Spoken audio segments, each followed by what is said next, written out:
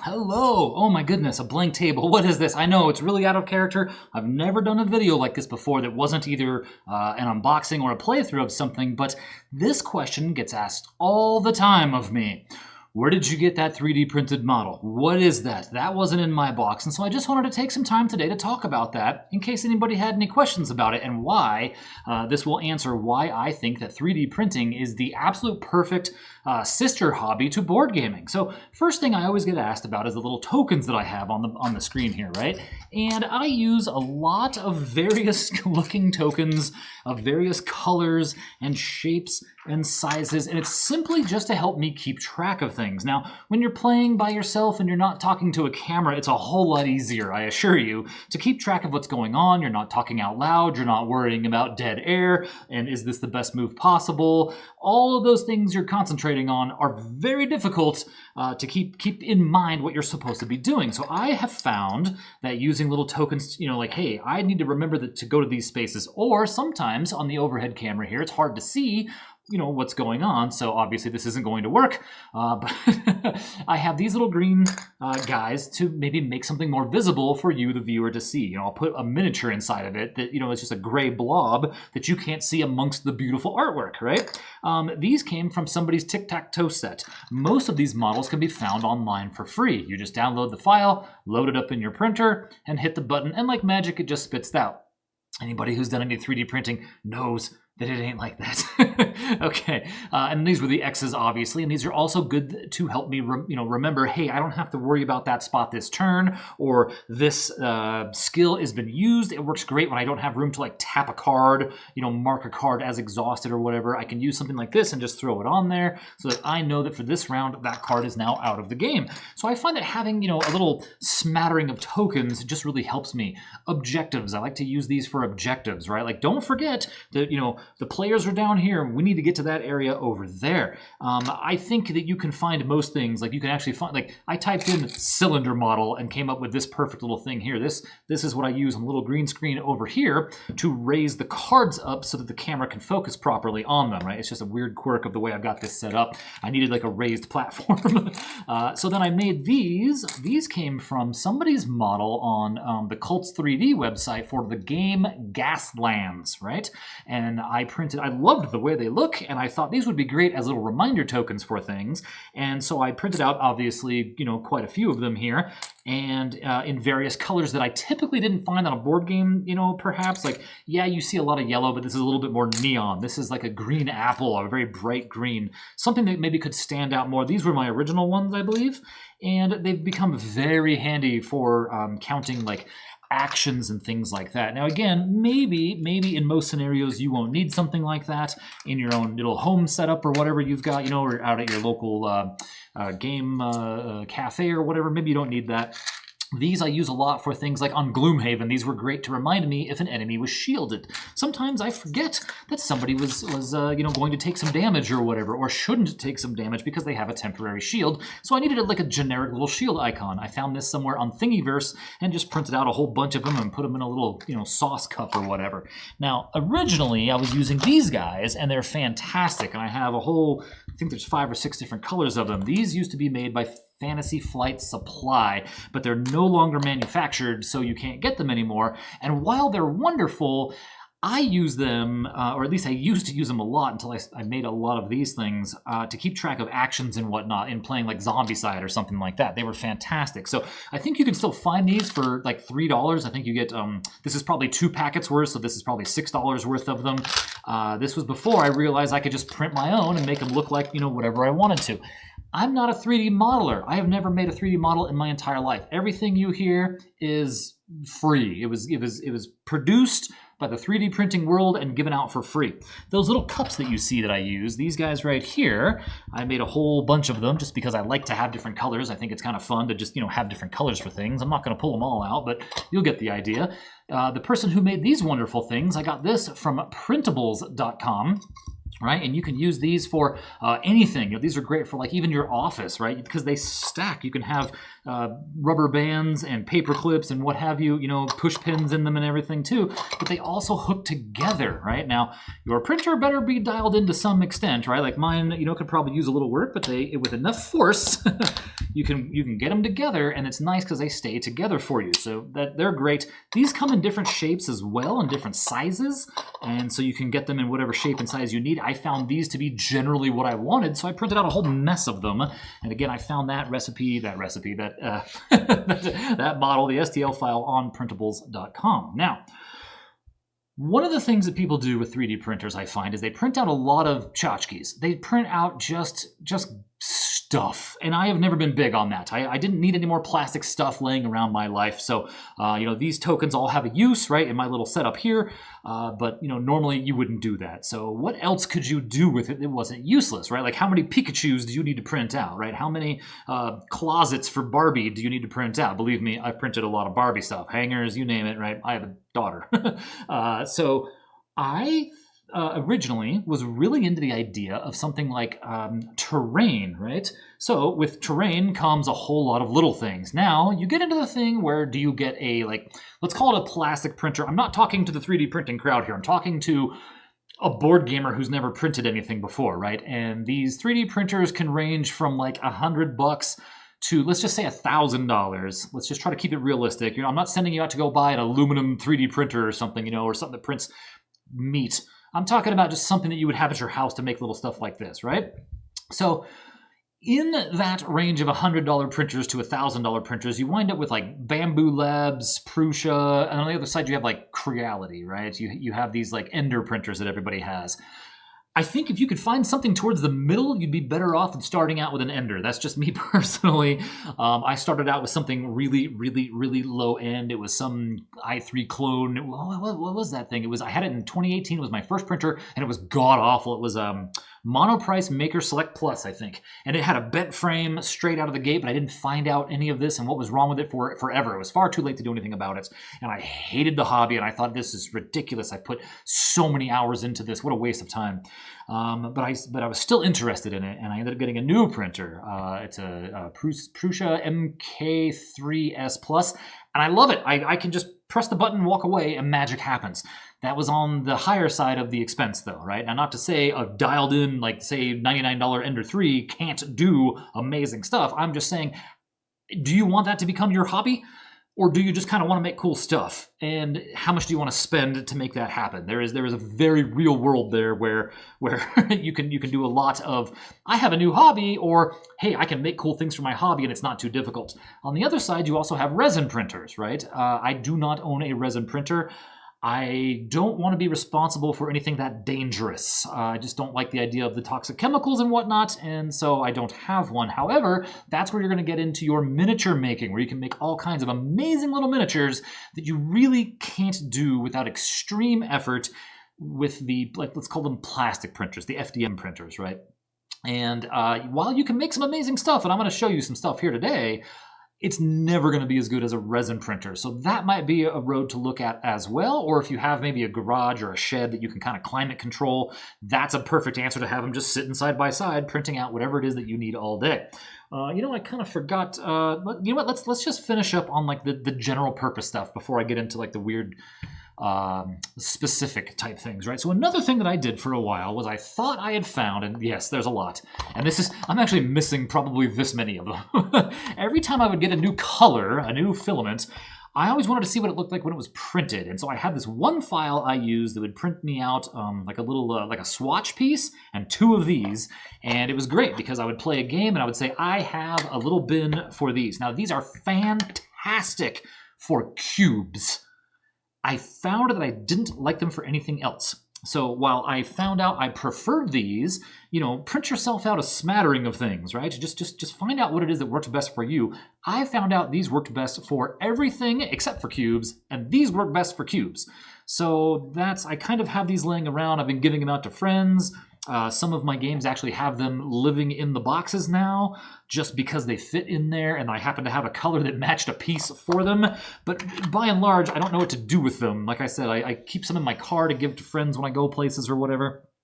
Sometimes they're great for your garage to put screws in or whatever, things like that. And people have made models where you can make those drawers that you can print out, for all of your screws and washers and nuts and bolts and all that good stuff too.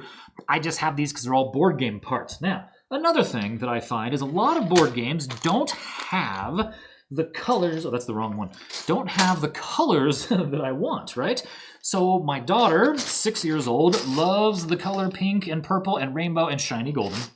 But for the most part, we need pink pieces. And so I'm going to take these out because I think they look fantastic. This was a purple specific Catan set for my wife.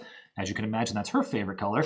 This is perfect purple from Atomic Filament, and it's fantastic. So this was the Catan set she takes over to the neighbor's house because they play Catan. She's actually managed to never do it. So I found it took some time and effort to find various pieces, right? Whether it's just a generic looking meeple or a special mage-looking meeple, or perhaps a hit point tracker. Perhaps you needed a road piece or something, or you need a victory point tracker. Some of you know exactly what games these things might be used for, right? This is a generic ship I use, and we use this playing Maracaibo, my wife and I, which we have a purple one, for her and a red one for me.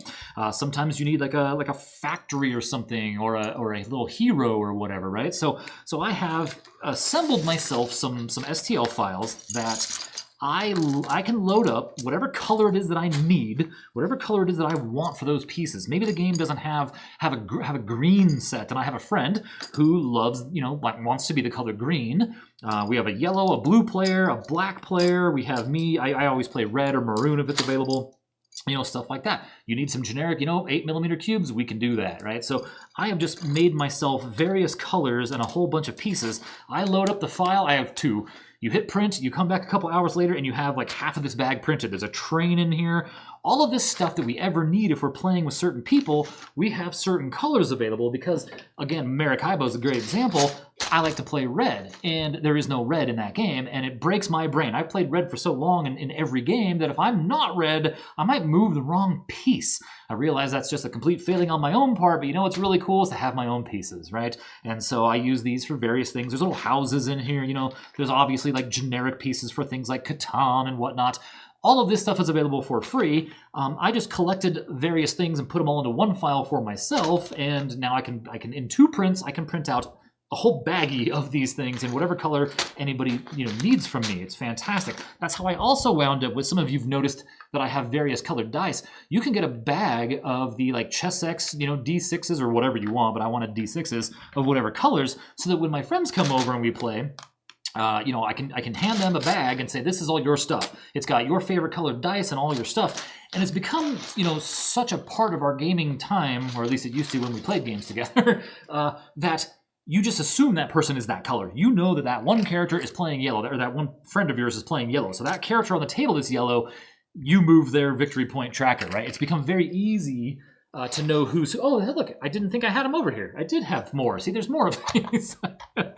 I've had a lot of different colored filament over the years, and anyway, like I said, I would just, it doesn't take much. This was like 25 grams, I think, to print out 2 of these and the little swatch thing. And I'm still missing some. I've given some away. Some are in boxes. I keep some in my car. I have some games, like to-go games in the car, and so sometimes you just wind up at somebody's place and you don't have a bit holder. And it was nice to see what some of these came out like. I wanted a minty green. Look what I got. This is perfect, right? I just didn't know, what it looked like until I printed it, and so there they are. So hopefully these won't fall over in the middle of this video. Now, card holders were another thing that was a big deal. So let's say we have, here, I'm going to use these. Now, these are fantastic, and unfortunately, I've actually gone back and checked. 2 days after I printed these out, after I found the model for this, 2 days later, somebody posted what they call a remix. They took the person's model and they adjusted it and then put the model out there again for free. This one came from Thingiverse. If you are looking for the links to these, I don't have them. I'm not going to put them in the description, but what I can tell you, if you go to Thingiverse, look up my name there, right? I'll be CeePhour. It won't say Craig. It'll be CeePhour, right? Because you can't just use a C and a 4 anywhere, right? You have to be 3 characters or more, so that's how that happened. And then look under my makes, and I usually post pictures of these things, which obviously has, is tied to the model, so you can find these things. So I had a spool, obviously, of rainbow filament one time, and I printed out these little guys here just to kind of, I don't know. I should have made them in all the normal colors of, that my friends and I use, but I didn't. I thought, well, this would be cool if they're all rainbowy. I thought it was kind of neat. So if we're playing any kind of a game that has a, this was a silk purple. These were from the rainbow. Somebody can have their own little thing here for their cards and their discard, right? Their own deck and their own discard. It's fantastic. I keep this one over here just because it was the one I grabbed one day a long time ago playing some game, and it never left my little recording area here, right? So something like this is super handy, right? I don't like to print stuff that just sits around, does nothing. These get used. People come over, I hand them this. You know, same thing. I've actually never printed them because I have some other ones, some silicone ones I got from Board Game Geek store, but like a bits tray holder and like a card holder. You put little cards behind it, but you can print those. I have these silicone ones I bought before I was able to print my own, so I just use the silicone ones now. Plus the kids like to bend them because they're silicone, they're all floppy, and they can play around with them. These they would probably break. Now, another thing that comes up a lot is, you know, during play, how do you organize all your cards, right? So I love having little trays that organize the cards as I play. This also came from the Rainbow set, the Rainbow filament. In fact, if I stack these up, you know I printed them in this order, you can tell. So I use these. These were like mini, these will fit mini Euro and mini USA sized cards rather well. A lot of these models I find don't fit sleeved cards, and if you know me, I apparently love my plastic. So everything is sleeved or laminated if it can be. So what you can do is you take the file and you can just make it, instead of 100% size, you make it like 105% size, and then print it out, and there you go. You can make these taller, because I think in reality this model is only like this tall, which to me was useless. So I just made the model taller, and yeah, that's why the bottom is so thick. And it was just an easy fix to have a way to store a bunch of cards. This particular setup works rather well for a game like Sword and Sorcery that has, like, you know, the shops and all that good stuff right here. So I like to get little, like, you can go to Target or whatever and buy like the little feet things for them, just because they'll scratch your thing sometimes, right? So I put little feet on a lot of these little things. I don't want to scratch a board or get hooks in my little nylon table thing here. Also, this is fantastic. I found this one is great for like Zombicide, right? Where you have a giant stack of mini USA size cards that'll tip over if they're sleeved, right? This works rather well. Then you have a discard side. So I have 3 of these, I think. Perhaps I only have 2. I've only got 1 painted. Oh, no, I must have 2 painted. I don't know. It's missing in action. I don't know where it is. Well, I have another one of these where I did the opposite colors, my wife's favorite color and mine, so it would be purple, or maybe I did, no, maybe I only have 1 painted. It's been a while since I've used this guy. You guys have never seen Zombicide on the channel here, so obviously I haven't played it in some time, right? But this works out pretty well for that. I have 1 more I printed, and that's what I keep looking at. It's unpainted, so I guess I didn't know what to do with it. Maybe I'll make it, you know, a red and yellow setup for Zombicide or something, but, you know, you need something for various card sizes and various stacks of card sizes. So all of these things just live on the top of a 2x4 Kallax, and when, you know, somebody comes over and we need to play, we needed something, everybody can just grab it because it's just, you know, it's very easy to access. Some games have a billion cards. Now, I believe Nemesis falls into this category, right? And I feel like, what was that game I played not too long ago? Turned out to love it. Albion, right? Albion's Legacy has an awful lot of small cards. So this was me testing, looks like blue and a red matte filament to just see how this worked as card holders, and they came out pretty okay. They came out pretty decently, I think.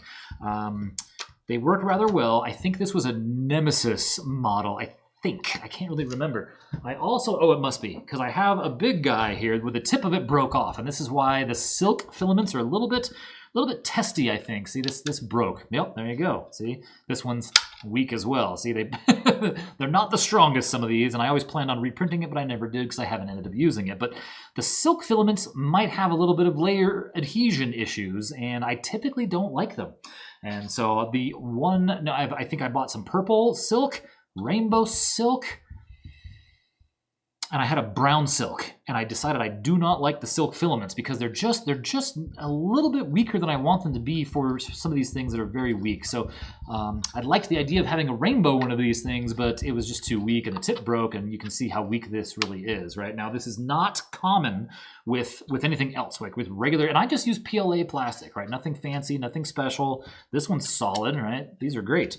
But the silk ones, they didn't work out so well for me. I probably could have dialed this in a little bit better to prevent that from happening, but I found that everything was just a little bit too they're not brittle. It's the layer adhesion that was always a problem for me. And then once you had a slight bend, you could just snap it right off. It just broke off, like I guess like it was brittle. But anyway, this prints like this, by the way, and takes like 15 hours. It's amazing. And I did have to increase the size by just a little bit to make sure it would hold sleeved cards.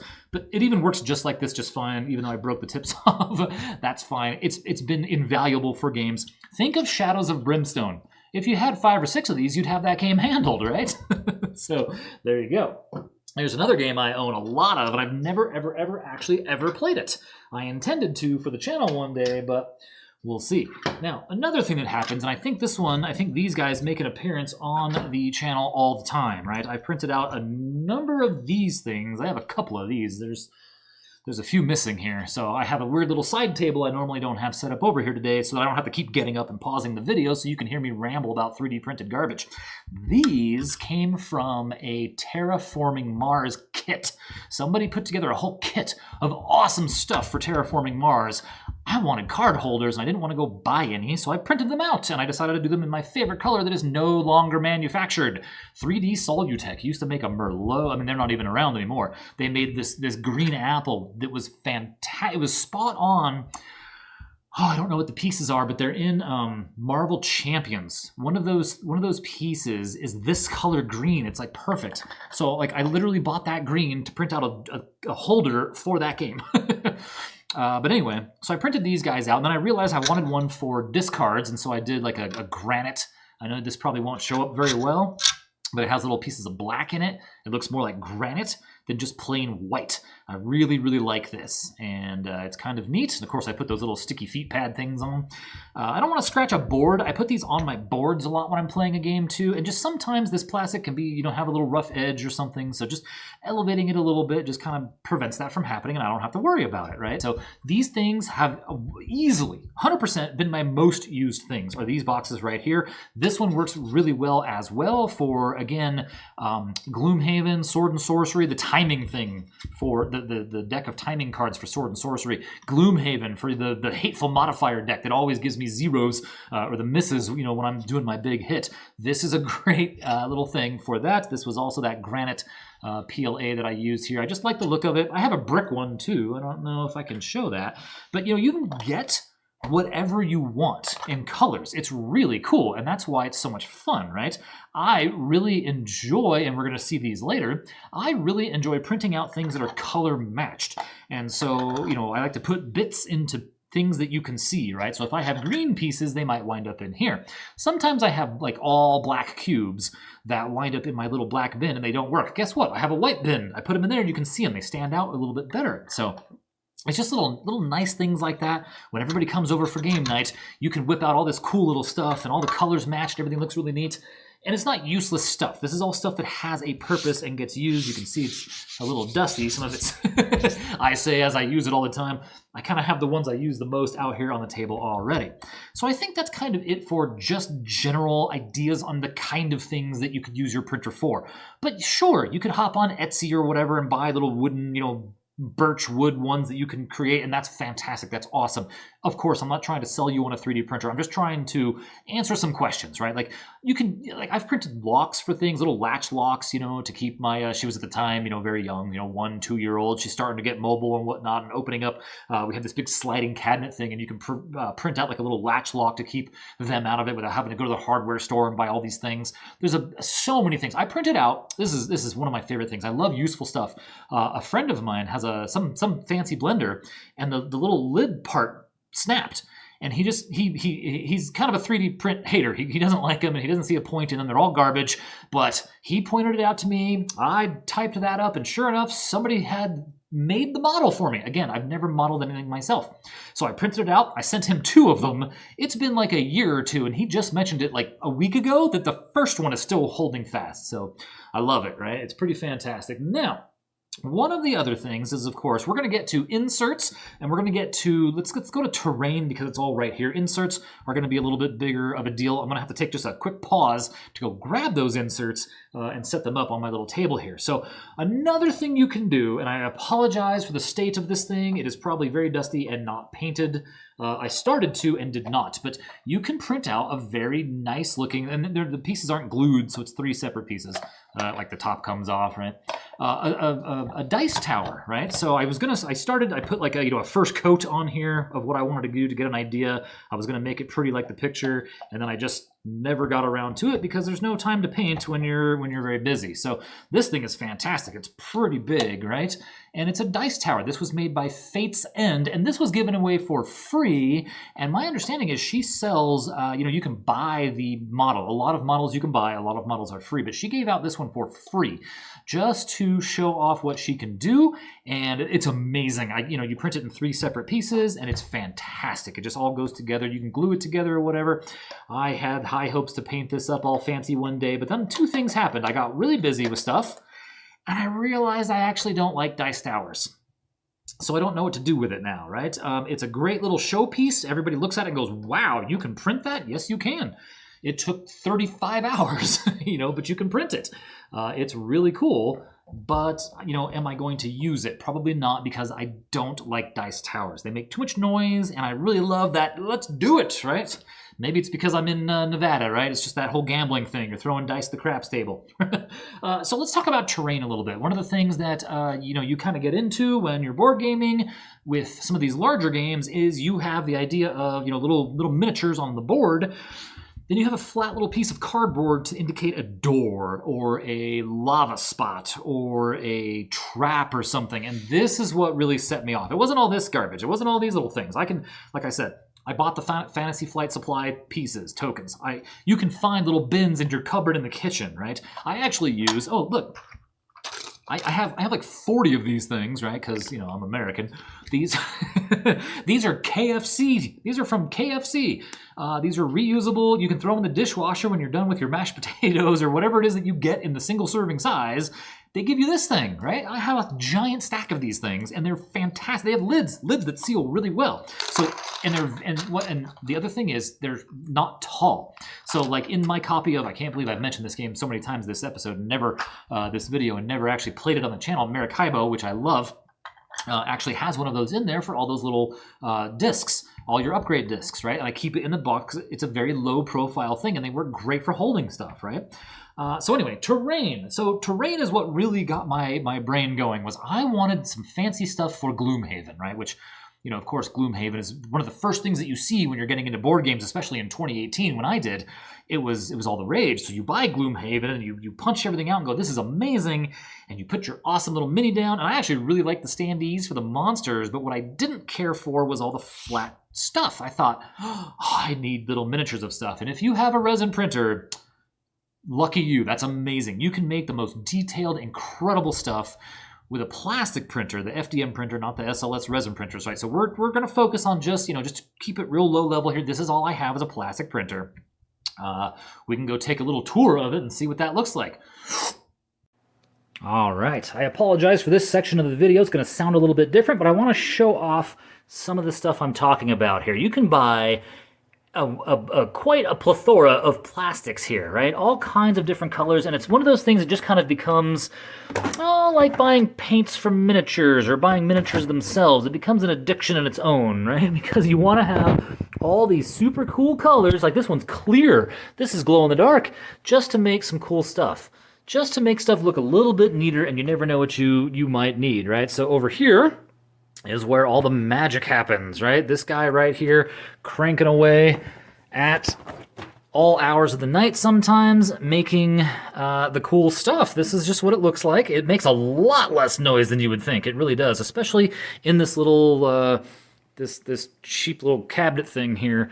This, came from wherever. It's probably like $40 or whatever, and you can see that whatever the brand is, you'll find some random brand with this, same exact design. It's just these little metal pipes in here. They hook together, they fit inside this thing, and it keeps it nice and warm in there. I have a little thermometer in there and everything.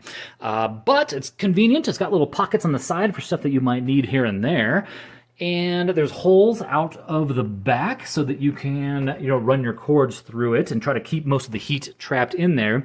I couldn't see in this thing. And so what I did was I went to Target and for $15 bought a LED strip of lights and just put them in here.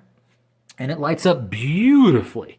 Beautifully. I can see every single thing I need to see, and it runs out of the back, and it's connected to a Raspberry Pi running Octoprint, but that's not even necessary. That's just a little nicety that I have.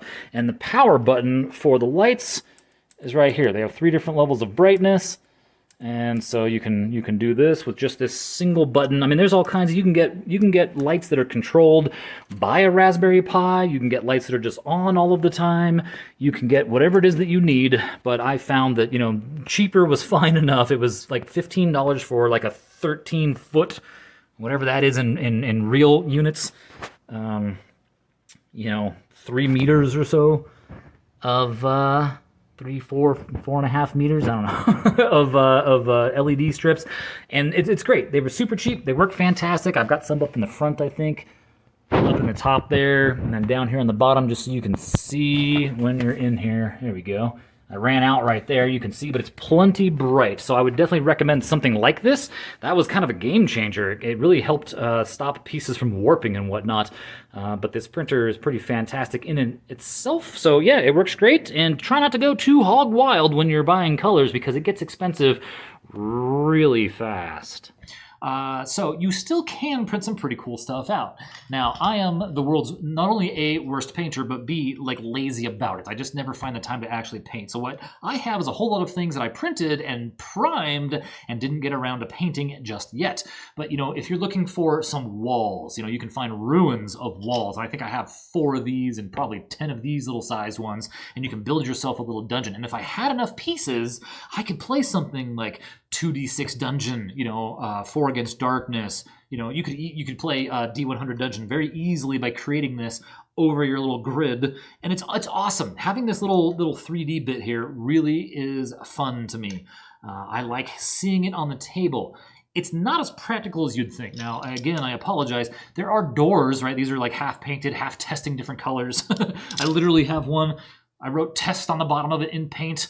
Just, you know, what does this color look like? Does this, you know, read as bronze? Does this read as silver or whatever? Just slop and paint on. But they're functional. So in a game like Sword and Sorcery or Zombicide, you can lock them even, right? They kind of sit down and lock, right? Then you lift them up and they swing open. There's a little piece right here it hooks on, right? They're fantastic. I could not tell you where I got these models forever ago because I printed out like 15 doors, and you can have metal doors, you can have, you know, wooden doors with iron bars, very jail cell looking wooden bars, and I'm trying to make them all different. And so that's why I kind of stopped painting them, because I got started and it was like, well, this one's going to have, you know, silver bars and really dark wood, and then this one will have a redder wood and bronze bars and all this stuff, because having them be varied is important, right? And that's so much fun when you're painting. I don't know how these amazing painters out there do it. You've got Miniac, Ninjon, you've got all these guys, Squidmar, you know, Lila. You've got all these amazing painters. I'm missing like a million people, right? I'm sorry.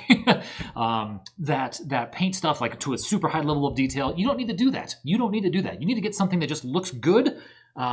As the saying is, it's good from far, but far from good, right? You just something that looks good from arm's length away, right? And it just looks good enough. Now, I have very little accomplished, but I do want to show you some of what's capable. So I found that it was easy to hit the print button and get yourself into a bit of a pickle. This is my to-do list. About half of it, right?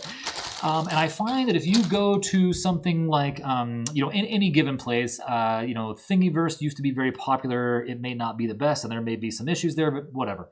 Get your models from wherever. Go look for Gloomhaven stuff, right? And you will find everything at a certain size. You can find sarcophagi. You can find bookshelves to print. All this stuff is like primed, but I never got around to finishing most of it, right? Little altars, right? And this is all printed on my nothing fancy 0.4 millimeter nozzle, you know, plastic FDM printer. There's just nothing to it, right? And these are little candles. Look, I mean, it gets pretty small, right? So I've made these little guys. I've primed them. I just haven't gotten around to finding the time to paint them all yet. All these baggies are from board games. I take them out and I use different baggies, and I just have this giant collection of baggies and I didn't know what to do with them. So you can print out What is this? Oh, here's some more, walls. These are fences. These are wooden fences, right? So this is, and these are just primed. I hit them with like a red primer and then like a little bit of a black primer. And it gives a cool effect, but that's not what it's going to look like when you paint it. It's just kind of where you get started, right? You got to hit them with some primer. These are bookshelves with actual books in them. I've actually got some of those painted. You know, what world do you not need an absolutely disgusting amount of wooden crates, right? So you can print out little wooden crates, prime them up, and print them, right? Do you need some tables? These could also, be benches. Maybe they're not tables. Maybe they're benches. Treasure chests. Who doesn't need a smattering of treasure chests for whatever game it is? These are better than the ones that came with like the Mass Mora Kickstarter. I've seen those guys, right? Here's some wooden barrels you can print, or a fountain, because every RPG has a fountain in it, right? There's bookshelves, there's pillars, so many different things. Here's some totems. I don't know if these are showing up very well. More walls. These are just black pits, like an endless pit you could fall into. Here's stuff hanging out at the wharf, it looks like. These are like baskets with bottles in them, but again, you can't see them because they're not painted. Here's some little runestone looking things, that you want to paint maybe gray, and then you can fill in the runestones with like a bright color or something, right? Make it look like you found something special, right? You can do all of this stuff. You want some bear traps, right? Bear traps are cool. Bear traps are great. Almost every game has a bear trap of some sort in it, right? You can print out a little bear trap, right? This thing is fantastic. So I've got these to paint. I have a load of stuff. Pressure plate traps. This is just like scatter terrain, essentially. There's swords and broken bottles and shields or whatever, and some rocks and some wood, right? These are just hexagon tiles you can just put somewhere, in your game to show garbage. Here's some more pillars that are broken. Palisades, look at this, some more like, I don't know, I want to call them like Roman pillars, but none of these are painted, right? I've printed them, I just haven't gotten around to it yet. But all of this stuff, painted or not, looks fantastic. And I'm going to tell you right now that even a poor paint job, even a bad paint job, is better than gray plastic on the table. And the game that taught me that was Zombicide. Beautiful board, beautiful everything, and blobs of gray plastic everywhere. And you can see I use yellow filament for this. I must have had a yellow I didn't like. So you prime it gray, and there you go. Now I just need to paint out the wood and the rope, and there we go, right? So all these things, don't step on that guy. All of these things are very, very, very handy and useful for most games. Not just Gloomhaven, right? Okay, let's get this out of the way.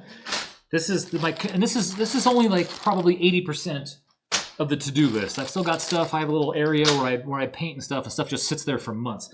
So let's look at some of the things that did actually manage to get painted. So of course I don't have these all together. Oh, this one here, it kind of is. Okay, so this is a tree for Gloomhaven, right? How fantastic is this, right? Now a little bit up close, you've got mushrooms, and I don't think I have enough light over here, but you've got mushrooms and flowers, and it's so much fun to paint the little flowers different colors, right? Paint each mushroom differently. Maybe one has spots and one doesn't. Oh no, here it is. Okay, so then you have this piece that I've got my little poster tack on it here because I was finishing it up.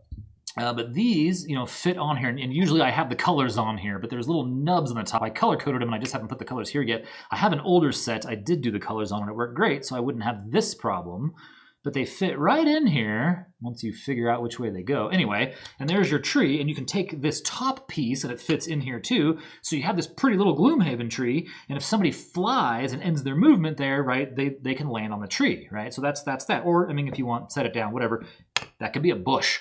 Right? It's pretty great. Now, the fun thing for me was going ahead and printing these out and then painting them with different colors. So each tree looks a little bit unique. So no matter what game I'm playing, I have a tree that might be a little bit different, right? Do different tops for your trees. Do a brown, like autumn, brownish and orange for just the tree top. You don't have to do a whole new tree. It comes off, right?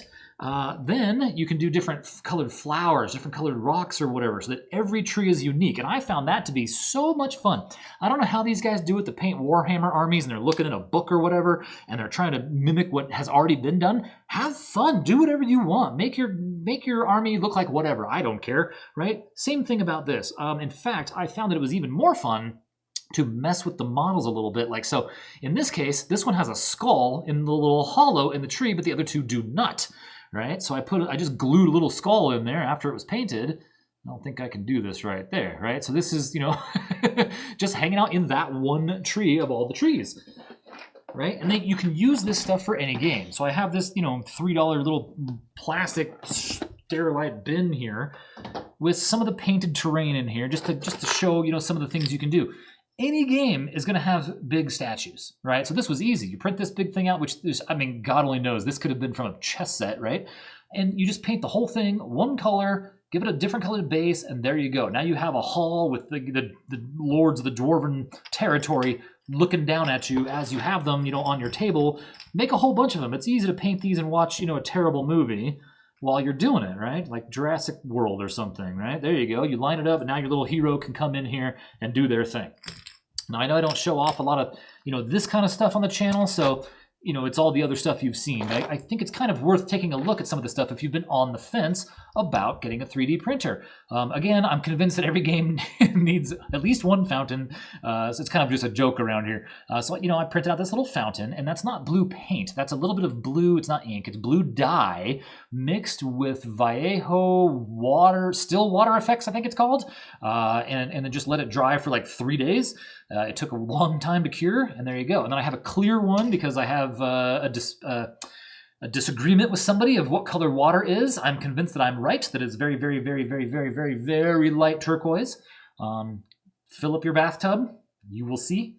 Have you ever looked at a pool, right? Water is a little blue. But this one's got the clear Vallejo still water effect stuff in there, just to see the difference. Now, take a look at these. So these were from Gloomhaven. In fact, I think all of this is now. These were boulders in Gloomhaven. So if you've ever played Gloomhaven, you will see that there are boulders, right? And there's little things, right? Oh, here, more boulders. Stalag, one of the twos, I can never remember, right? So you get little boulders, right? They look like this. Now, what's great about these is if you've ever played a game called The Quest for El Dorado, or probably any other game like this, but that's the one that I use them for, these work as mountain ranges. They're not just boulders for Gloomhaven or whatever. These work as mountain ranges, right? And I even went so far as to do some in a more like a sandier color, right? So I printed out the same thing. These are a reddish, sandier color, and just give them a quick dry brush, over it with a lighter color, and they look fine. They look good. I'm not trying to win any awards. I'm just trying to get not gray plastic on my board here, right? So these things all are fantastic for me, but when doing a video for the channel here, they're overhead and they lose a lot of the wow factor when all you can see is a 2D image of it, right? Like I'm seeing this really cool 3D rock, so I don't use any of this stuff. I tend to keep things, as flat as possible. I tried one time and it didn't work out. So we've got these like with Arkham Horror 3rd Edition, more dungeon walls. I really should probably have made a lot more of these, but I wasn't sold on the design of them yet, and I'm still not entirely sure I like them. So for what my purposes will be, but they seem to be, more or less okay for just generic dungeon walls. I don't know. I haven't found dungeon walls I'm in love with yet. But very easy. You just make them all brown or all gray or whatever it is that you need to do to get, the job done.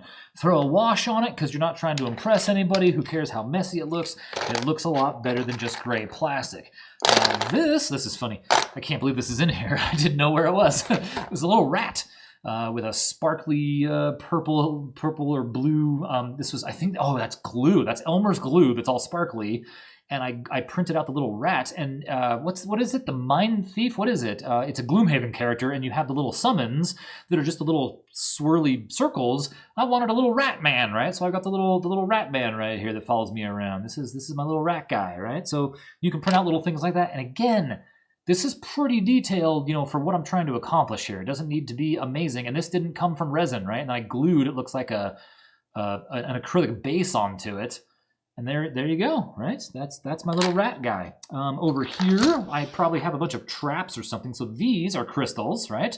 Looking good, crystals. These are actually glow-in-the-dark filament, which is kind of a fun thing. Oh, yeah, this is my favorite bucket, I think. Let's take a look at these, right? So you have a nest. There's skulls in there. There's bones in there. You got a poison trap. This is actually shiny. Oh, you can't see it. This is actually very shiny. You put a gloss finish on it, and it just, gave it kind of a poisony look to me. My favorite ones, we'll get to those. So we had, you know, more crates. You need wooden crates. I'm a big fan of like darker wood on stuff, so I make everything look very dark. This one has the the Half-Life Lambda symbol on it, I thought, because there's a whole thing with crates and crowbars in that game, so I thought it was funny. And I put a little Easter egg on a lot of random things, like the skull in the tree, right? So just so they're a little bit different. These are barrels, right? These are just, you know, supposed to be a wooden barrel. I probably should have painted the bands like a metal color. I didn't realize it at the time, I guess, but I can still go back in and do that. Tree stumps. You're going to need all of this for any game, not necessarily Gloomhaven. A fallen tree, right? More barrels. You can never have too many barrels or fallen trees for your Outland adventure. How about some bushes, right? You need little tiny bushes. There's plenty of bush models out there. Poison traps, right? There's so much you can print, right? Here are spike traps. Now I want to show, I don't know how many I have here. Here's another tree stump, right? Spike traps. And they've got a little bit of rust on them. That one has, nope, that one has blood on them. One of them I put a skull in there with green blood. Oh, here's another one. Right, so they're all just a little bit different, but they're all spike traps as far as the game is concerned. It's just a fun little thing to keep me entertained while you're sitting there painting. Like, how can I make each one look a little bit different? On top of that, oh, here's another one. Oh, there's two more even. I guess there's a lot of spike traps in that game, right?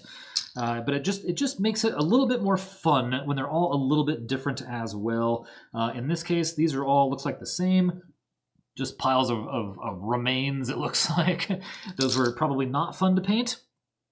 These are, oh, this is one of my favorite ones. We'll see if anybody knows what this is from. So I already put the other ones in here, the other nests, but it's very hard to see. Oh, you can't really see it, but that nest up there has a swirl of multicolored fabric in it, and they actually got a little bit darker than they were. I could pull those out and put ones in it that didn't get hit with the varnish or whatever, and they'd be bright. But they were very brightly colored strings, and I got them from just, you know, spools of thread laying around the house and just put them in just this one.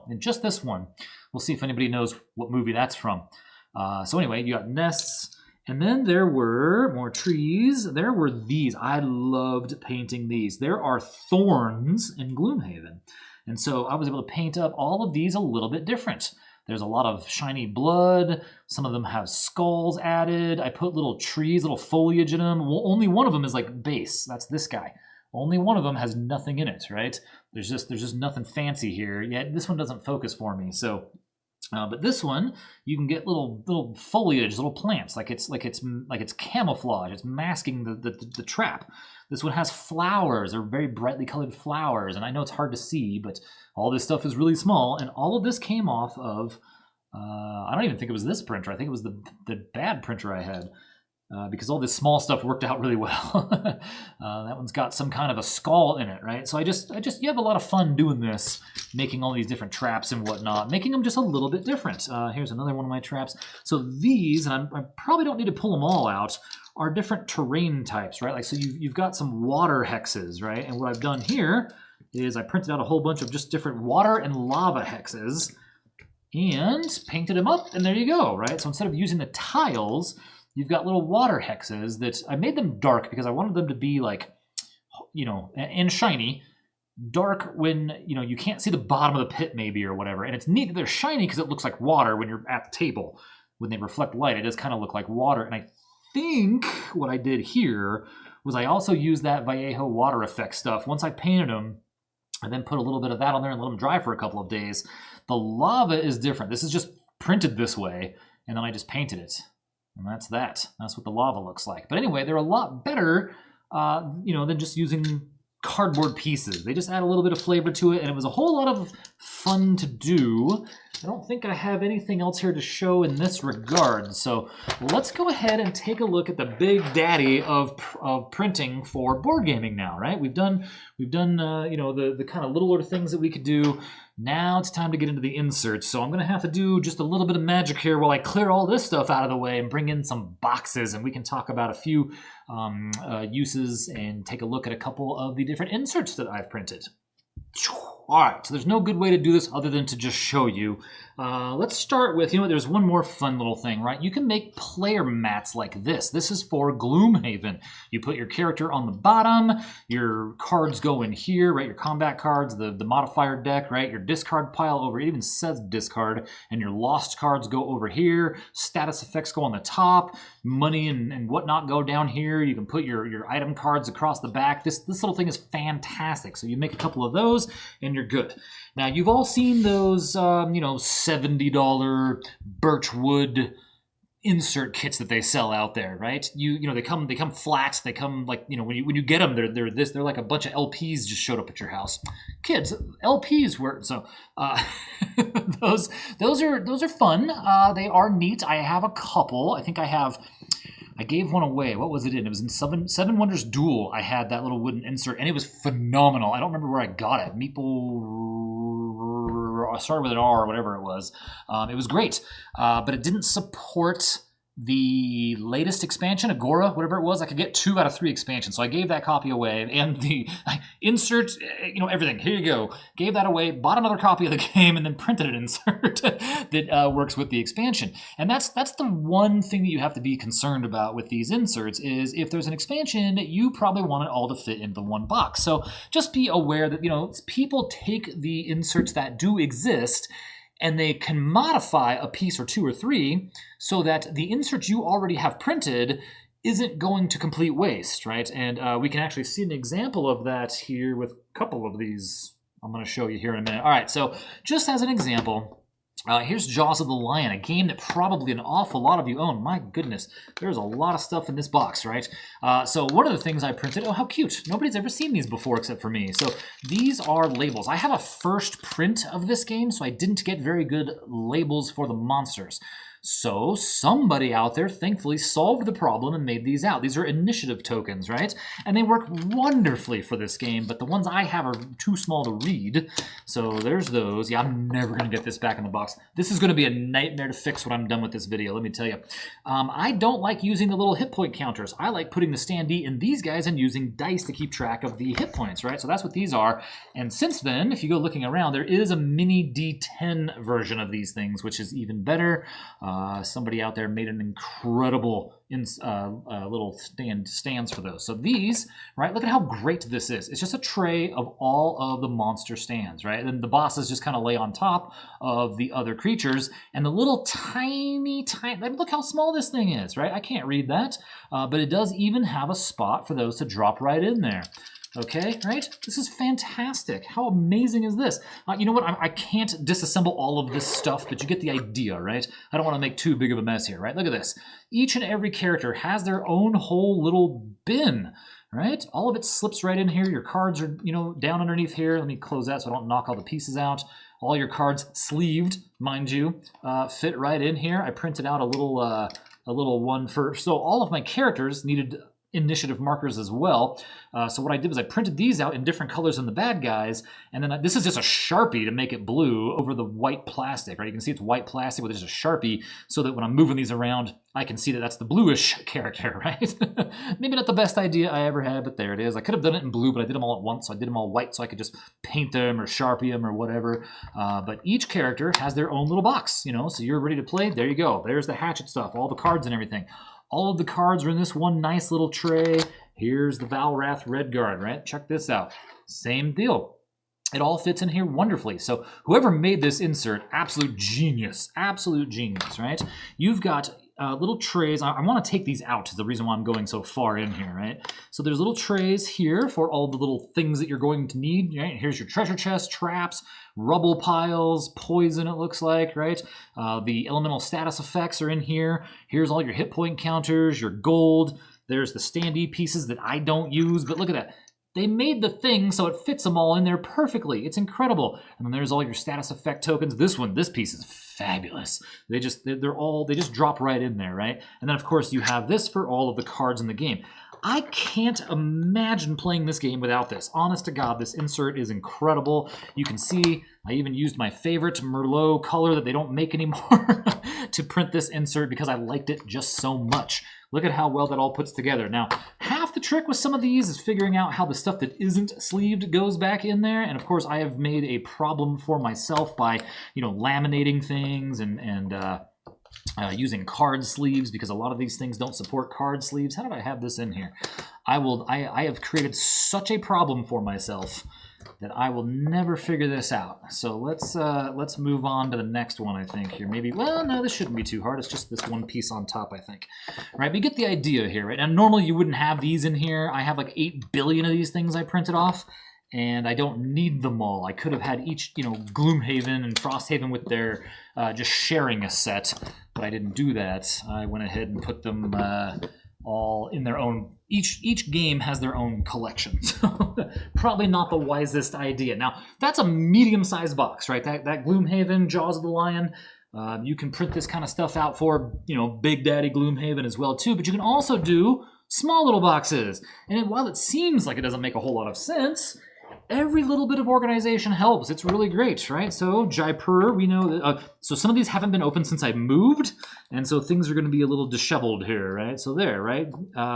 There we go.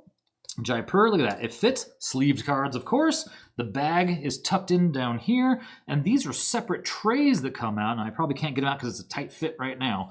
But these are not only separate trays. Yeah, I can. Not without too much work. You see the idea. You can just put these out. Boom. There they are. They're all 3 different separate trays using the terracotta color that I didn't care for too much, but it worked okay. That was a Hatchbox. That was all right. All right. So like, even little games, here's another little one since I have them right here. Seven Wonders Duel, we just talked about it. Somehow, magically, this all fits in here with a printed insert, right? So we've got our scorecards. They fit in here. Look at this. Look at how brilliantly designed this thing was up close. Look at that. I've even got medals. I love Seven Wonders Duel. This game is incredible. I've never played it solo. My wife and I are the only 2 people that I've played this with. It's her and myself. But look at this. And this is my favorite kind of thing right here. Boom, we're ready to play, that kind of stuff. Insert trays that you can take out, and they're part of the game, so that you don't need 700 of these things, right? The game has it all for you. And again, pay attention. Sleeved cards. I feel like a broken record here, but that's very important to me, right? We need our sleeved cards. And a lot of these inserts do not support sleeved cards. That is just a reality of it. So you have to do a little bit of work sometimes to find out, hey, does this support sleeved cards? Does this not support sleeved cards? Did somebody do a remix? Let me show you one of my favorites. Now this game, not that anybody asked, the original, not Golden Temples, but the original, Quest for El Dorado, was the game that got me into modern board gaming. It was after I just gave up video gaming and a couple months, went over to a friend's house, and he had picked it up just because he heard it won, some award, probably the Spiel des Jahres. And I was like, oh, hey, let's just hang out and do this tonight instead of hang out and do nothing. And back when we used to hang out with people in the before times. And we played Quest for El Dorado at my request because it reminded me of a game, The Curious Expedition. And, if you're familiar with both of these, you're thinking to yourself, it's just hexes, right? That was the only thing that made them, similar, was that I recognized hexes. And I was like, that was one of the last games I was enjoying when I kind of walked away from a lot of video gaming. And let's play this game. And then I loved it. And ended up buying my own copy. And of course, this is the original US release, by the way. There is a new version of this with, I don't have a problem with the artwork here, so I don't want to say like better artwork. I think this is fantastic artwork. It gets the point across. Look, and here's the mountain range I can use my little Gloomhaven boulders for, right? And this is what I'm talking about. I put them right here. But this insert was brilliantly designed. Now, the current version, if you are not in the US, you have a version with full-size cards, not these little mini USA cards, right? Or mini Euro cards, whatever they are. You have a version that has full-size standard cards and different artwork. It's Vincent Dutrait artwork. I don't have that. We didn't have that in the US, but I got all the expansions. I even got the promo cards here. So I love this game. I think it's fantastic. This is a great game. You can even see, look at this. Some of you are going, what is that? Here's a little pink man, because somebody out there made the model for the guy. So like I was saying earlier, my wife is purple, and every game we play, if I'm going to play this game 2-player, it's going to be with her. So we've got, the red wooden guys the game comes with, and I made her 2 purple people.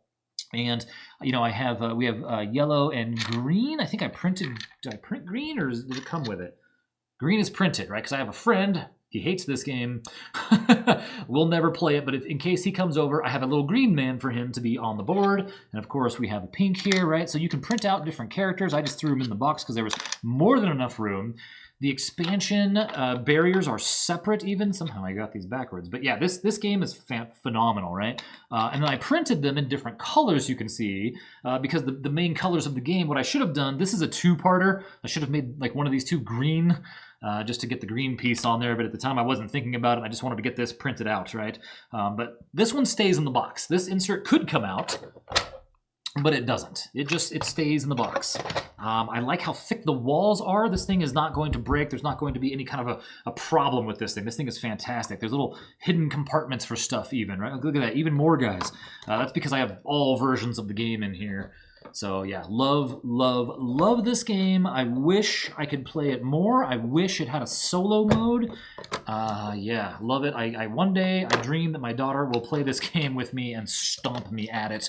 You know, but that's a good example, right? I could not find a way to fit all of these pieces into the game into one box. This is 3 different boxes worth of games all tucked into one box. These are duplicates. You can throw away, you know, 4 out of 8 of those if you wanted to. You don't need them, but I don't know.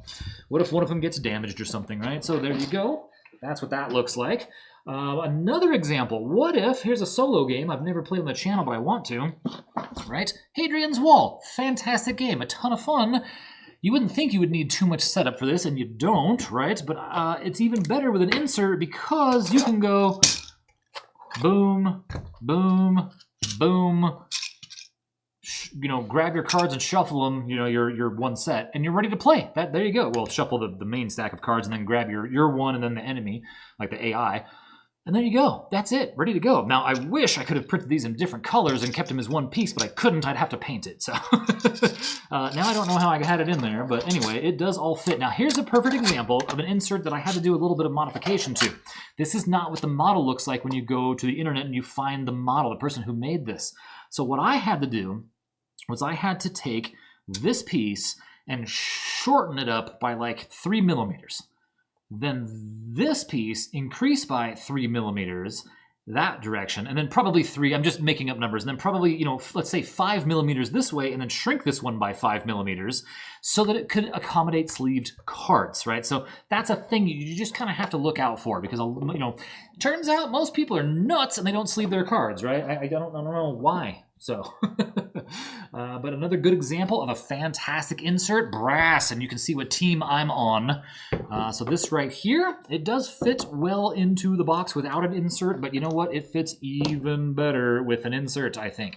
Plus, what you can do, and this one might be all kinds of jacked up because, again, I haven't played it since we moved 2 years ago. There we go. No, it does work. Look at how much spare room is in here with the insert now. Like, they even had to make these spacers because they did such a good job in designing this, right? And this, boom, ready to go. I love this kind of stuff, right? And you can see you can very easily make things multicolored if you need to.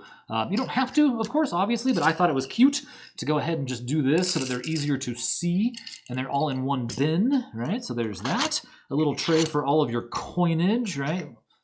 I love it. This is perfect. You're all set. You don't need little bins for things. It's great. Oh, and then the players, right? Here's all your stuff. Make it happen, right? And here's all the white player pieces, right? So it's not white. It's like super, super baby blue. Let's call it that, right? But whatever this is, I just made it white because that's what I had, right? The yellowish color, I had a yellow, right? So here you go. Here, you just hand this to your player and off you go. And before I get asked about this, these are stickers. So those did not come with the game. Somebody made these. Did I make those stickers? I might have made these stickers. I might have made these stickers. I think I did. And then printed them out. I think I actually did make those stickers. So anyway, this, I love it. This is even in a little insert of its own. It might be hard to get out without the other pieces. There we go. And you can see there, right? There is the market. Demand, right? It's great. It's great. All of these are in their own little card bin. So again, just, it was so worth it to be able to set this game up quickly with the right, you know, insert. And I know that there are great wooden inserts out there, and they're they're awesome, and good for you if that's what you've got. That's awesome. I didn't have that. That wasn't an option for me, but it turned out this worked out really well. Here's a game I've actually never played, but I've always wanted to, and I'm super bummed about this because I know what I'm about to open. It's about to be all white inside, and I really didn't know when I was printing it out how to color code it. And now I do know how to color code all the pieces, but I didn't at first. So look at how brilliantly this is designed, right? Because this is a whole tray. Uh-oh, stuff fell out, and I don't know where it goes now because I haven't played it yet. Uh-oh. Well, that'll be something to figure out one day. I think they all go there. Okay, so these all fit together, and each one of these, this is a whole player tray. And look how brilliantly designed this was. It has a place for me to grab to get it out. You'll notice some of these haven't. But then I can hand this to you. I can hand, right, and see, I can print this yellow. That's what I wanted to do, right? I didn't know at the time what I was doing. I just wanted to print it just so it was done. And I could have printed this piece red, and I still can. It's a small piece, doesn't use a whole lot of plastic, right? So there we go. Blue player, here's your pieces, right? See, and look at government. It even says right on there. You probably can't see it very well, but it tells you, right? Whoever designed this, genius. This is the best, right here. Does that one say? I can't even remember. I've never played it. Syndicate on these green pieces here, right? So yeah, this is a fabulous insert. Absolutely fantastic. Is this? Oh yeah, the cards are there. There's more pieces. Some of these popped out, and it's just, I don't know. Anyway, but they all do fit. It all fits rather well. Yeah, I love it. I love it. This was a really, really, really well designed insert. One day I will play this game and Pendragon. Those are the only. No, that's not true. I do have the Plum. Oh, and I don't have that here, but I printed an insert for that. But some of you saw that recently on the channel. So here, another game that you wouldn't think would be great with an insert. Well, turns out this game sucks if you sleeve the cards.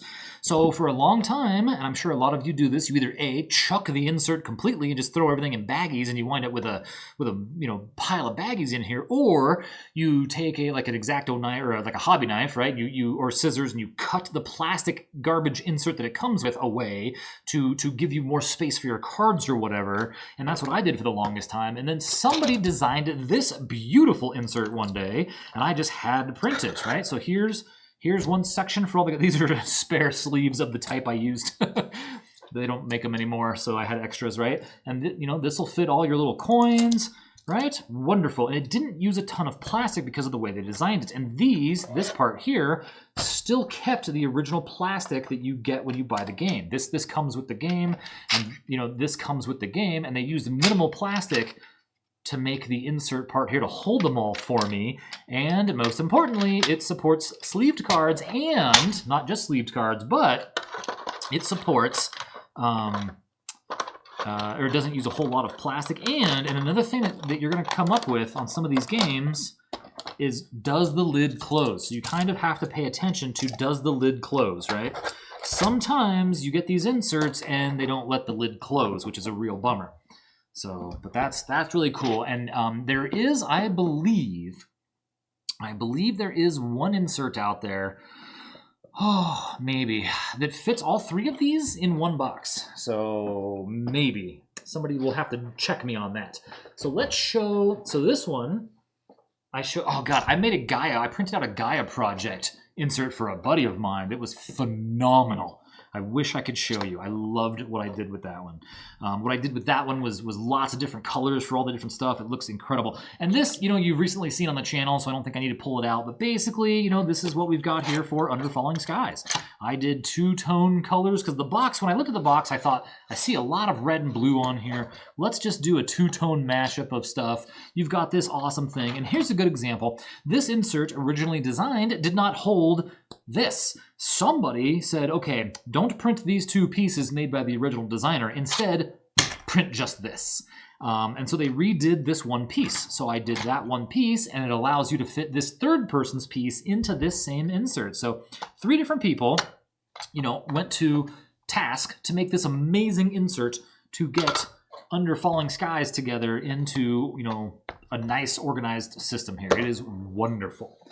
No, I haven't beat it yet. I'm still kind of working on it, but turns out I'm bad at it. All right, so I'm down to 2 here just to show you. You get the idea.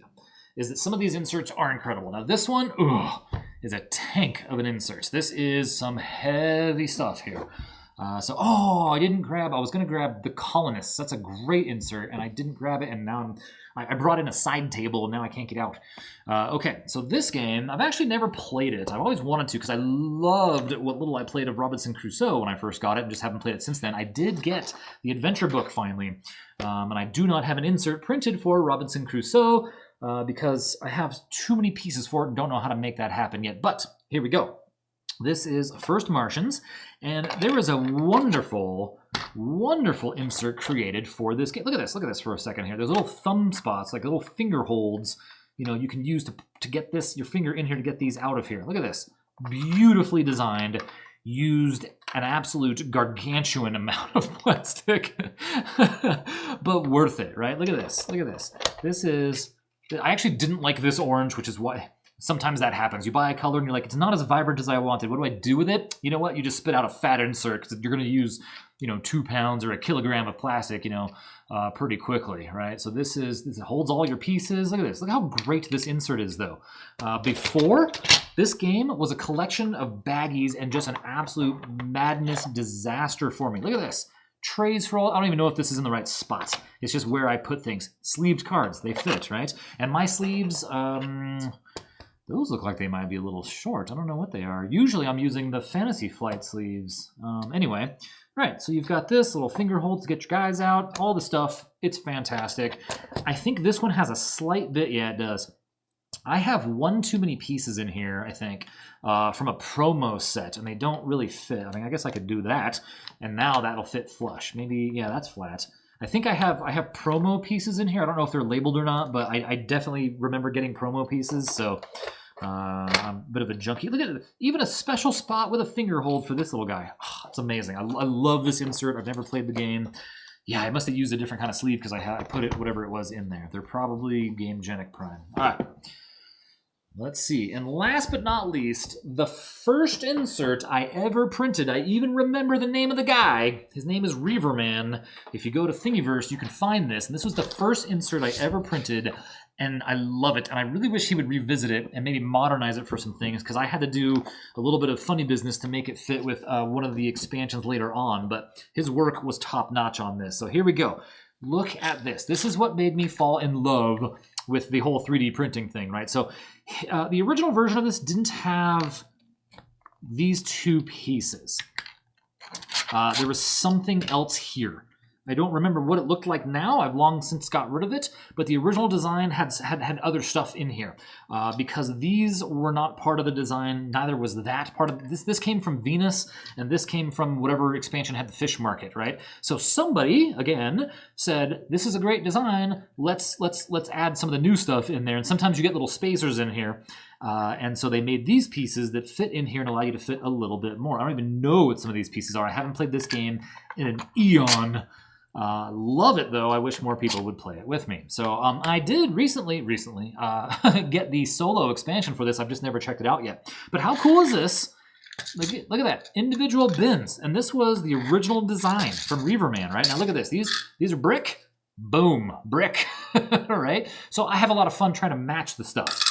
Right? This is Merlot. This is, wine. This is the Merlot color I used for this, right? And so to me, this just adds a little bit of presence to the table when you bring these games out, and you can just, wham, set them out. The game is ready to go. Look at that. There's individual card holders. Look at this piece. Look at the design of this. Now, I wish I could do this, and I don't know how to design any of this stuff, but I'm thankful that other people, far more talented than I do. Oh, here's one of my favorites. No longer manufactured color of plastic anymore. This is wheat color. So I have like 750 grams left of it, and it's going to be a sad day when I'm out of wheat because 3D Solutech is no longer, and so you can't get some of these amazing colors anymore. But then again, individual player packs, right? So okay, here you go. Boom. The cards sit. I keep saying boom, right? The cards sit on top of your pieces. Right? And the cards, you'll notice, are sleeved. These must be Euro Fantasy Flight Supply sleeves, right? So they fit in here perfectly.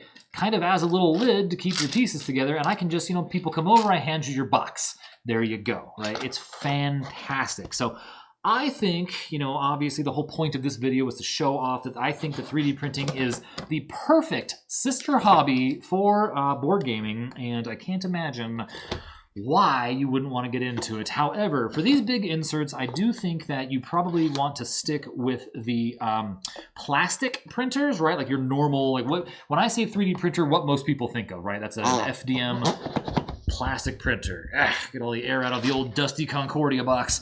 Anyway, so if you're going to print miniatures to paint, that's a different story. You might want to look at the resin printers. I would suggest those. So, you know, but they're a lot more dangerous, I feel like. But just for big stuff like this, there's no reason you can't print 1 million of these with resin, and they have like clear or like, you know, translucent red, and you can get all kinds of fancy awesome stuff, just like you can get cool colors and stuff in plastic, right? For your FDM type printer, your regular like plastic printer, for, you know, lack of a better term for it, right? You can get all that fancy stuff and you can make these things, but I wouldn't suggest printing out insert sized stuff on a printer like that, right? I think that this would be far superior on a resin printer, but it's perfectly acceptable on a plastic printer, right? So there's the in-between of it all, right? These would be superior on a resin printer, but not far superior, right? So there's a lot to think about here. And some of these resin printers are pretty inexpensive. And one day I keep thinking if I can find a way to shoehorn one into the garage somewhere, get a little bit of climate control going, maybe like build a little heat box for it or something, because, you know, all this kind of stuff is very temperature sensitive, that I might look at a resin printer one day, but today is not that day. We're not there yet. I'm not there yet is what I mean. The printers are there. The printers are there, and they're inexpensive. A couple $100, you're in, right? Just like these plastic printers. So thanks for indulging me in this video. I know it wasn't a playthrough. I know it's way different than what I usually do here, but I get asked on every video, you know, whether it's on Twitter or Board Game Geek or in the video comments, I get asked about the 3D printed parts that I'm using. And I just wanted to kind of showcase some of it because it's all awesome and it's all fun. And I think it's a great thing for this hobby. It's just, it's a steep learning curve, but I have discovered the hard way that the more you spend initially, the easier time you're going to have getting into it. That's not to say it's perfect. You know, there's going to be always something is going to break. Always a print is going to fail. Always you're going to do some maintenance. It's a mechanical thing. It's not easy. You need to learn a little bit of it. Trust me, I don't really know what I'm doing for the most part. I got into it just because I thought it was super cool. I love playing around with new technology and whatnot, and it just became a really fun side hobby to board games, and I just kind of wanted to share that. So thanks for watching. 3D printing is for everyone's recreation? I don't think so. I will see you later.